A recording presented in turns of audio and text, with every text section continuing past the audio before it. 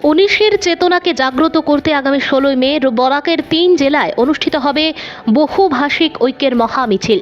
শনিবার স্থানীয় এক হোটেলে বরাকের আওয়াজ সংগঠনের উদ্যোগে এক সভার আয়োজন করা হয়। সভায় বিভিন্ন ভাষা জনগোষ্ঠীর প্রতিনিধিরা উপস্থিত থেকে বিভিন্ন প্রস্তাব সহ নিজেদের মতামত তুলে ধরেন। গত বছর দুর্গাপুজোর সময় ব্রহ্মপুত্র উপত্যকায় বাংলা ভাষার ব্যানার ছিঁড়ে ফেলার প্রসঙ্গ তুলে এদিন তীব্র প্রতিক্রিয়া ব্যক্ত করেছেন আমন্ত্রিত বিভিন্ন ভাষাগোষ্ঠীর প্রতিনিধিরা। আগামী ১৬ মে আয়োজিত হতে যাওয়া বহুভাষিক ঐক্যের মহামিছিলে দিশপুর থেকে দিল্লিতে সম্প্রীতির বার্তা ছড়িয়ে দিতে সকলের সহযোগিতা কামনা করেছেন আয়োজকরা। এদিন সঞ্জীব রায়, দিলীপ কুমার সিংহ, তুহিন শর্মা, দিলীপ সিনহা ও বাদল কামাই সহ অন্যান্যরা উপস্থিত ছিলেন। Language of the valley, language of local language বলে কথা আছে। আমরা এত গর্ব সহকারে কোর্টে আমরা এখনো বাংলায় কাজ করি।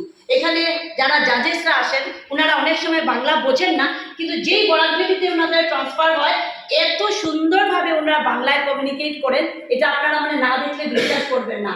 তাই বলছি সব ভাষাভাষীকেই সম্মান জানানো উচিত।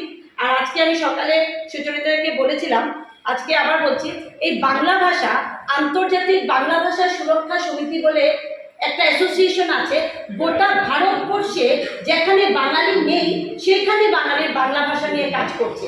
গতবার ওনারা এখানে এসেছিলেন। আজকে মধ্যপ্রদেশ, উত্তরপ্রদেশ, মহারাষ্ট্র যেখানে একদম সীমিত বাঙালি, সেই সীমিত বাঙালি যেখানে সেখানেও কিন্তু 19শে মে পালন হচ্ছে।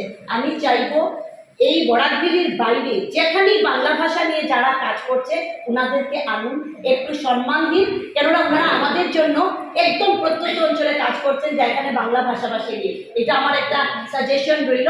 Thank you.